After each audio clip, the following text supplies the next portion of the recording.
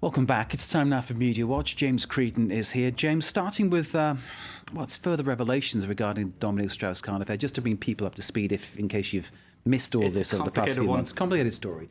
Obviously, we're going back to when Strauss-Kahn was arrested in May over allegations of attempted rape against a hotel maid in New York.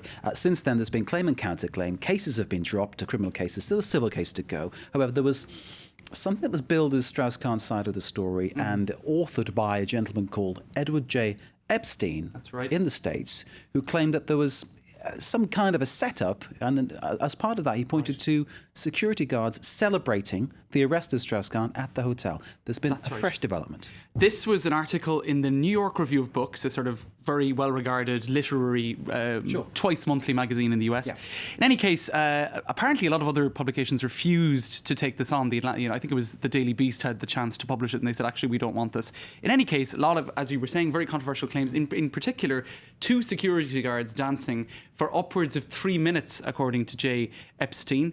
And he said that there was this extraordinary sort of dance, which I suppose would suggest that they were celebrating something. What might they have been celebrating? The fact that Dominic Strauss-Kahn had just been caught up in an alleged sexual assault in this hotel. That's what he was implying. That's right. Now, actually, he spoke to the France 2 evening news on the 27th of November. Let's have a listen to what he said about this infamous dance, because, we'll let the guy speak for himself. You see these 2 men. First, they do high fives with each other. Then they do this most extraordinary, I've only seen it in football games, a victory dance where they hug each other and they kick their legs up and down and up and down. It goes on for 4 minutes. Well, he said 4 minutes there. Now, he revised that down. Anyway, the New York Review of Books have issued a retraction. Now, this is the magazine we were talking about earlier that published it. Let's have a look online here. You can see the retraction on their website. And here they say, security camera recordings have established that the episode, as described, lasted approximately 13 seconds. Okay, it's a big difference. 13 seconds to 4 minutes, as he said there. There's a massive gap in between the two. And you'd have to say, what was the reality? What really happened? All we can say really is that we don't know. There are 2 sides to the story. No one has really seen this video, so it's hearsay and it's speculation, really. But what is interesting is that Epstein said immediately after the article was published that he was prepared to go on American television and show this video. He said he'd go on Charlie Rose or one of these shows in the US. Then it turned out he didn't have the video. Then it turned out that the Sofitel was saying rubbish. It was only 30 seconds. Now we see here 13. So lots of smoke screen, lots of confusion and I suppose mystery around what actually happened. You look at it with the cold eye of the law of any country. I think the fact that the security guards were dancing doesn't prove a great deal. It doesn't, and that's what the hotel chain was saying. They were saying, look, they could have been celebrating a sports result. It could have been anything. Now, very early on, and I'll just show this article to finish with this topic, because very early on, this is Christopher Dickey for Newsweek and the Daily Beast. Inconsistencies in that article were pointed out. People saying, hold on a minute, he skipped over the alleged sexual assault in one paragraph.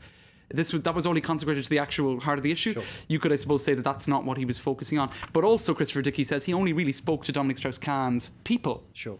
In any case, so the controversy, I suppose, continues, but the New York Review of Books don't want to be associated with that video issue any longer. I think what Christopher Dickey there from Newsweek is saying, that it's time for Dominic Strauss-Kahn to tell his side of the story. I think that really does hold a lot of water. I mean, that's right. Christopher Dickey has interviewed Nafissatou Diallo, the maid in question. He's very close to the story, and I think, seriously, that's the issue, I suppose. The issue we all want to explain.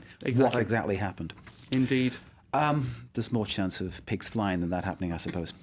Let's move on.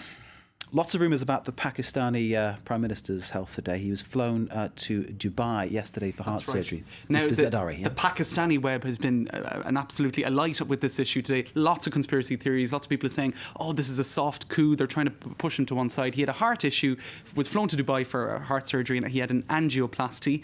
In any case, what a lot of people thought was very odd is that while he was getting ready to fly off, the Prime Minister in Pakistan met with Bilawal. Now, Bilawal is the son of Zardari, the heir apparent, also son of Benazir Bhutto. So people were saying, that's pretty odd. You can see there's various tweets about this. I'll just show you one here saying, instead of wishing the president 1 sec, that's not the right one. Here it is. What I don't understand is how the Prime Minister has time to meet with someone who hasn't even graduated from college when the nation is in crisis. So there was a huge amount of speculation online as to whether or not people were taking advantage of Zardari's ill health to push him to one side while he was out of the country in Dubai, somewhere where he once lived. So people are saying, oh, is he kind of being pushed into exile? Are they trying to get the son in? And this all stems from an incident that happened last month when the ambassador to Washington resigned over the issue of replacing top people in the military. And the thing is, some people are saying that Zardari was in a battle with a certain powerful military figures in the military establishment, that he was trying to kind of take control back from them, and that this could be a means of pushing him to one side. So there you go. Lots of speculation about that. I'll just show you this one tweet before we go. Jamina Khan saying, it's conspiracy theories. I think he might be pregnant, or maybe suffering from a fit of madness. She doesn't believe in these conspiracy theories at all. Johanna Khan, ex-wife of Imran Khan, of course, a very prominent cricketer, now politician in Pakistan, and someone who should know about the rumour mill in Pakistan. James, thank you very much indeed. James Creedon with Media Watch. Stay with us. We've got much more to come here live from Paris right up until midnight Paris time, including in the next half hour we've got all the sport, all the news, we've got all the culture. Lille facing, well, it's make or break for them in the Champions League. Lille versus Trabzonspor. All the news on that one. Dan Levy coming up very, very shortly. Stay with us.